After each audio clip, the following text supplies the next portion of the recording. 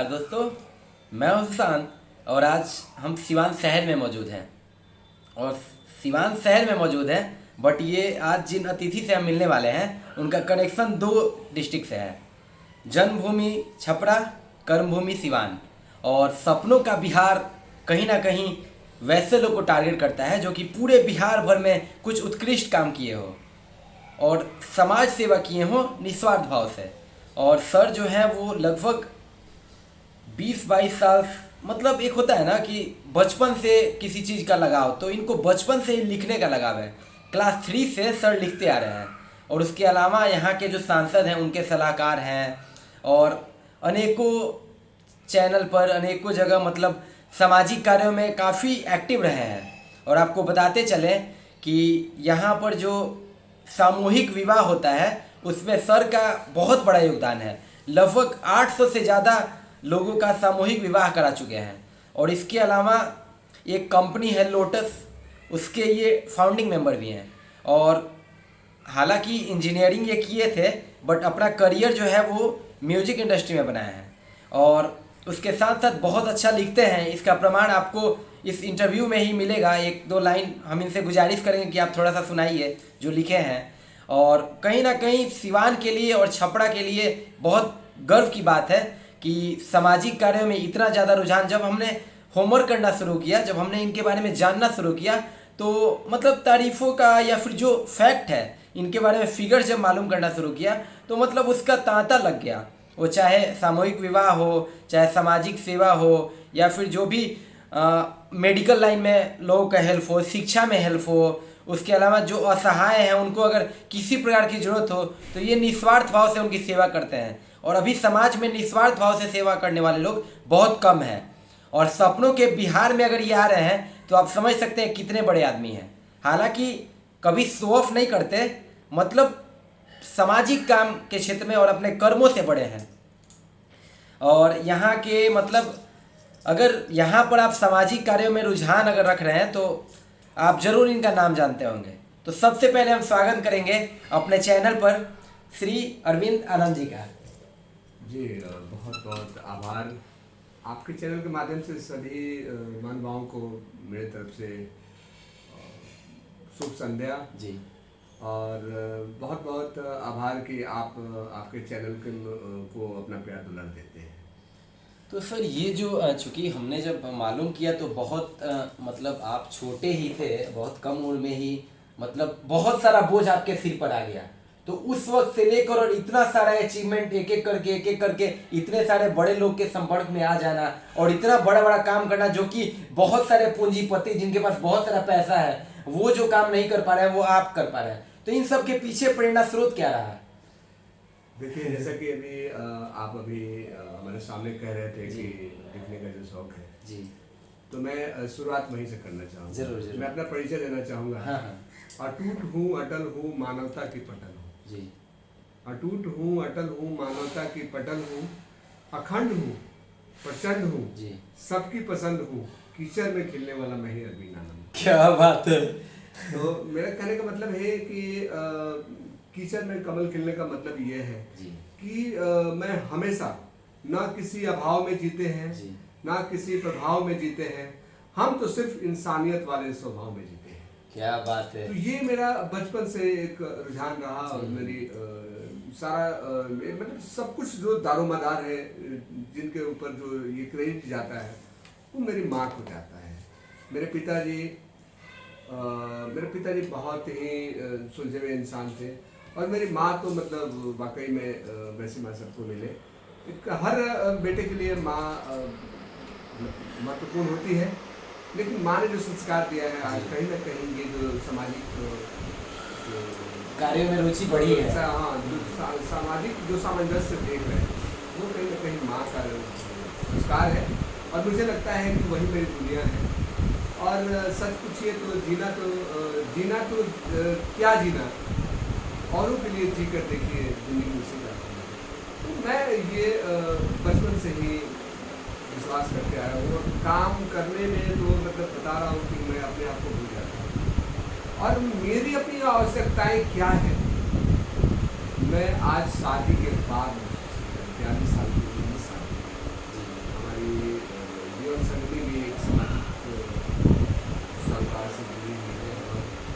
और ये भी बता रहे हैं कि सर जो कहा जाता है ऊपर वाले के उसमें कि लोगों ने ये महसूस कर लिया था कि शादी नहीं करेंगे। 800 बेटों की शादी कराकर ये महसूस था कि ज़िंदगी भर मैं बेटों की शादी करूँगा और अपना घर में नहीं बताएंगे बच्चों को उन बच्चों और बच्चों को ही देखूँगा कि मेरे बच्चे। लेकिन कहा जाता है कि ऊपर वाले की मर्जी थी मेरे जीवन में एक सौम्यानंद हमारी जीवन से निकल के आई है। बहुत ही मतलब कहा जाता है कि किसी मत के पीछे सफल मत के पीछे और होता है। तो मैं तो अभी बहुत ही देर जुड़ा हूँ, लेकिन मुझे लगता है कि कहीं ना कहीं जो सही भी होता है, क्योंकि आज मैं व्यक्तिगत जीवन के बारे में महसूस करता हूँ ड्यू टू सौम्यानंद। तो ड्यू टू सौम्या आनंद जी, उनका बहुत बहुत धन्यवाद जो कि आज हमारे साथ जुड़ी हैं। लेकिन कहीं ना कहीं जो हम काम करते आते हैं और ये जो धरती है बिहार की, ये बहुत उपजाऊ है। और ये उपजाऊ हम इसलिए कह रहे हैं क्योंकि यहाँ जो वीर पैदा लिए हैं और जो काम करते आ रहे हैं लोग, वो चाहे जिस धरती पर हम मौजूद हैं, डॉक्टर राजेंद्र प्रसाद की धरती हो या फिर आपके मजरूल हक जी की धरती हो या फिर ऐसे भी बहुत सारे वीर कुंवर सिंह, बहुत सारे जो हुए हैं बिहार में बड़े बड़े योद्धा, बड़े बड़े क्रांतिकारी, उसकी धरती है। और वहाँ पर जब हम ऐसे लोग मिलते हैं तो कहीं ना कहीं आज से 50 साल बाद लोग कहेंगे कि एक ऐसे विशेष पर्सन थे जो कि ताल्लुक़ तो रखते थे छपरा से, लेकिन सिवान के लिए बहुत काम किए। तो ये सब एक जो आप करते हैं, वो आपके मुंह पर जो बड़ाई करते हैं, वो शायद हमको ऐसा लगता है कि वो आपसे फ़ायदा लेना चाहते हैं, लेकिन आपकी जो पीठ पीछे बड़ाई करते हैं वही आपके असली जो सपोर्टर हैं वो हैं। तो ये लोगों का सपोर्ट रहा, और सबसे बड़ा चीज़ घर से सपोर्ट जब तक नहीं मिलता तब तक कोई काम आदमी नहीं करता है। तो यही क्रम चलता रहा। और सर एक चीज़ हमें बहुत क्यूरियोसिटी होती है जानने की कि लिखने का हैबिट कब से शुरू हुआ? देखिए, लिखने का सर पूछे तो मुझे याद है 3वीं क्लास में मुझे ऐसे ही क्या दिमाग में आया कि मैंने कुछ लिखना शुरू कर दिया। तो चौथी बार मुझे याद है कि एक चाचा जी थे घर के बगल में, वो उपन्यास लेकर आते थे और उनके उपन्यास के फ्रंट पे पुराने सनसनी खेल तो दिमाग में पता नहीं क्या आया, तो मैं भी अरविंद, उस समय अरविंद विद्यार्थी, अच्छा जिस तरह का कोर्स है, अरविंद विद्यार्थी का सनसनी खेल उपन्यास खूब, अच्छा, मैं 60 पेज लिख दिया। क्या मैं क्या लिखा, मुझे न मेरा कोई प्लानिंग था, न मेरा कोई कॉम्बिनेशन था, न कोई मेरा मतलब क्रिएशन था, मैंने लिख दिया। तो वो कॉपी हमारे चाचा जी को मिली, तो मेरी माँ उस समय जिंदा थी। उन्होंने देखा तार बबुआ भूलपुरी में तार बबुआ उपन्यास पढ़ा और लगा कि उपन्यास कहाँ से, उपन्यास पढ़ ही नहीं सकता। तो बोले कि ना ये तो हो ही नहीं करे। बोले कि ना तो लिखने कहाँ से, नाम तो लिख दिया, तो केवल चाचा जी को झूठे। तो वो वहाँ से सफ़र की शुरुआत हो गई। मैं आपको बता दूं कि मुझे याद है कि उस समय मतलब मुझे लगता है कि 25 साल पहले की कविता आज भी जीवन है, आज भी जीवन है। मतलब आपको बता दूं कि मुझे एक कविता मैंने लिखा था कि मैं बड़े बड़े लोगों के बीच में जब जाता था, तो मुझे याद है कि उस समय जब मैं लिखने वाली बात होती थी, उस समय भी अपनी मस्ती में रहता था। तो मुझे समसामयिक सामाजिक चीज़ें देखता था और मेरी कलम कब निकली मुझे पता है। मुझे याद है उस समय मैं लिखा था लोगों के लिए, जितने बड़े लोगों के पास जाता था, उनके करीब में उनके पारिवारिक झुनों को देखता था, उनके अंदर में अजीब लगता था कि अरे यार बहुत बंदी समझे, हाँ, जिसको लोग बड़ा समझते हैं उनको चलो खंडहर के समान। मैंने उनके लिए क्या लिखा था, मैं जरूर जिसे समझा महल, जिसे समझा महल वह खंडहरी तो था, निर्लज निगाहों को थामे और एक शहरी को।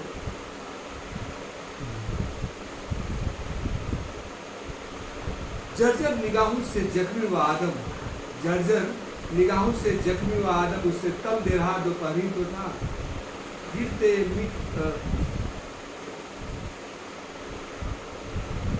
गिरे गुंडों को चाट उसने प्यास को बुझाया, तो औरों के लिए जहरी। निश्चल निस्तेज है अब वह, कभी उफनता हुआ लहरी तो था, गिरते मीठे झरनों का मीठा व कलकल, तो उसके लिए मतन गौहरी तो था। सजी तिखू महफिल, सजी तिखू महफिल, उस महफिल को परोसे पतझड़ी तो था, जिसे पाकर वे फूला न समाए, मतलब खुशी से फूला न समाए, जिसे पाकर वे फूला न समाए, वो हरबिन का फेंका पत्थरी। क्या बात है। ये 25-30 साल पहले का लिखा हुआ है, आज भी मुझे जीवंत लगता है। बहुत सारी कविताएं और आपको बता दूं कि फेसबुक के माध्यम से जी जी, वो जरूर हम लोग दिखाते चलेंगे। एक सर प्रश्न अक्सर आता है, क्योंकि एक फेज था इंजीनियरिंग का, दूसरा फेज आया लिखने का, और मुख्य रूप से पता चला कि आप म्यूजिक इंडस्ट्री में हैं और फिल्म इंडस्ट्री में। तो ये सर कहाँ थे कनेक्शन? ये देखिए, ये जहाँ तक है कहीं न कहीं भोजपुरी फिल्म इंडस्ट्री जो जुनून जो है ना, जी, आप जब जुनूनी होते हैं तो जब करने लगते हैं, तो आपको बता दें कि रियली जुनूनी जो होते हैं ना, वो क्या कर जाते हैं उनको पता नहीं, बशर्ते कि वो पॉजिटिव होते। और मैंने इतना काम किया है, मुझे याद बहुत सारे लोग हैं। मैं जब अपना प्रोफाइल जब मैं याद कर रहा था, मुझे अपने प्रोफाइल बनाने में मुझे लगता है कि मुझे 10 दिन लग गए थे, याद कर कर के मैंने क्या क्या मैं किया क्या क्या किया। और बाकी में प्रोफाइल अगर आप मैं आपको शेयर करूँगा तो आपको अच्छा लगेगा कि मैं वैसा वैसा काम किया हूँ कि हर साल 51 में शादी कराने से लेके 50,000 तक आदमी को खाना खिलाने से लेके, मतलब कौन ऐसा काम नहीं है जो अभी ना कि उसमें नहीं हुआ। जब मैं स्ट्रगल करने मुंबई गया था, उस समय जाकर मैं पैदल चल के और जाकर उनको खाना खिलाया। क्या बात है। तो ये कहीं ना कहीं ये अपना स्टाइल रहा है। और जहाँ तक म्यूजिक की बात है, आपने कहा कि इंजीनियरिंग कहाँ, अपने समाज सेवा कहाँ, और ये लोगों को का कहना होता है कि छोटा काम ऐसे कैसे कर लेता हूँ। मतलब देखिए, ये मेरा सौभाग्य है कि मैं काम कर लेता हूँ, और फल की चिंता जहाँ तक है मुझे नहीं रही है, और आर्थिक रूप से भी मैंने अपने आप को मजबूत नहीं किया, और मैं कभी मजबूत करना उचित भी नहीं समझा। लेकिन आज पारिवारिक स्तर पर मुझे लग रहा है कि पारिवारिक स्तर पे एक आर्थिक रूप से मजबूत होना चाहिए, तो मैं उसको ध्यान भी दे रहा हूँ। तो बहुत सारी चीज़ें दिखाई दे रही है कि आप आर्थिक रूप में जो अपने सिद्धांतों से समझौता करने वाली बात है, वो मैं नहीं कर सकता। अर्थ से मजबूत होऊंगा, लेकिन अपने आप को गिरा दूंगा। मैं अपने परिवार को खुश रखूंगा, किसी को दिल दुखा दूंगा। तो मेरा कहने का मतलब है कि परिवार को खुश रखूंगा, लेकिन एक सबसे बड़ी बात है कि आज मैं जो भी काम करता हूँ, आज परिवार सामाजिक काम करता हूँ। मेरी महोदया भी, मेरी श्रीमती, वो भी सपोर्ट करती है और कहती है, लेकिन उनका भी कहना होता है कि अपना भी घर थोड़ा सा सोचना जरूरी है, वो इस पर मेरा ध्यान रहता है। अच्छा सर, ये प्रश्न अक्सर खटकता है जब लोग समाज में ज़्यादा एक्टिव हो जाते हैं, क्योंकि हम जिस राज्य में हैं, जिस जिले में हम हैं, वहाँ पर कहीं ना कहीं लोग सामाजिक जब काम ज़्यादा करते हैं तो लोग उसका, चूँकि वैसे ही लोग बना दिए हैं, एक माहौल गंदा कर दिए हैं, तो लोग कहते हैं कि मतलब हो सकता है आने वाले किसी चुनाव में 2-3 लोग कंबल बांटते हैं, उस पर आ जाते हैं कि माता जी को पोस्टर दिखा देते हैं रोड पे। तो सर, व्यक्तिगत रूप से कोई पॉलिटिक्स को लेकर रुझान आपका? सर, आपको बता दें कि समाज सेवा लोगों को आज भले ही लग रही है जी, लेकिन मैं सामाजिक बचपन से रहा हूँ। क्या बचपन में चुनाव लड़ने के लिए नहीं काम कर रहा हूँ? मैं उस सेंस में विश्वास करता हूँ। फल आपको पेड़ से मिलता है, पेड़ आपसे क्या मांगता है? रोशनी आपको सूरज से मिलती है, सूरज आपसे क्या मांगता है? नदी आपको जल देती है, उससे आपसे वो क्या मांगता है? कहने का मतलब है कि उस नजरिया से परहित, परोपकार और परमार्थ मैंने अपनी माँ के संस्कार में, मैं अपने माँ के संस्कारिक माहौल में सीखा है। वो मेरी आदत है। लोगों की जैसे बुरी आदतें, वैसे मेरी ये आदतें हैं, और ये आदत आज नहीं, कल नहीं, परसों नहीं, जिंदगी भर होगी।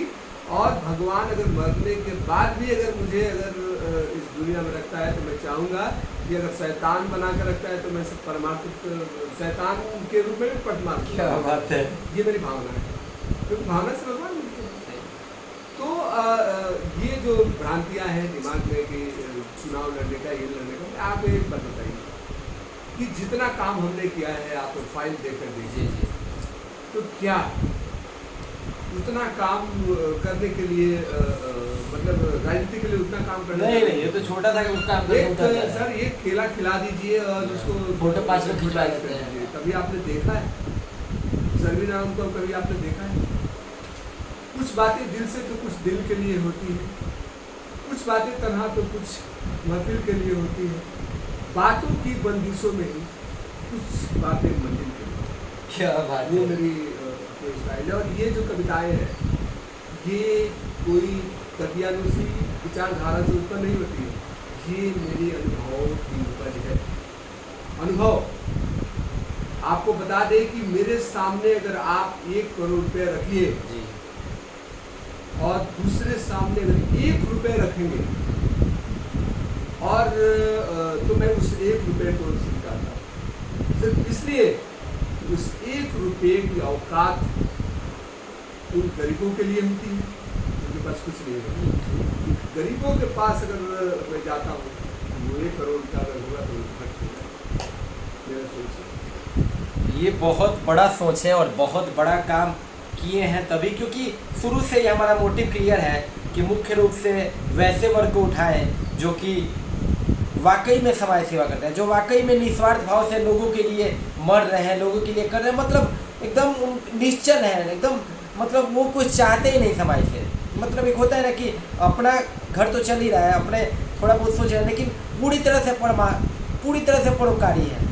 तो इसी क्रम में इनका नाम जुड़ा और सपनों के बिहार में इनको लाने का विशेष मैंने सोचा, क्योंकि सपनों का सिवान तो चल ही रहा है, सिवान के लोग आ रहे हैं, बट पूरे बिहार लेवल पे, पूरे हम कहें कि पूरे विश्व लेवल पे एक सबके लिए ये उदाहरण है कि आप अपना काम करते हुए, अपना जो भी इतना बोझ सहते हुए आप इतना बड़ा काम कर सकते हैं और बदले में आपको कुछ नहीं चाहिए। तो आप भी अगर कुछ इनसे सीख सकते हैं तो सीखिए। हमने मुख्य रूप से कोई सीखने ही आपसे आया था, तो आपको बहुत बहुत धन्यवाद सर, और आप ऐसे ही काम करते रहिए ताकि हम लोग को भी कोई सीखने को मिले।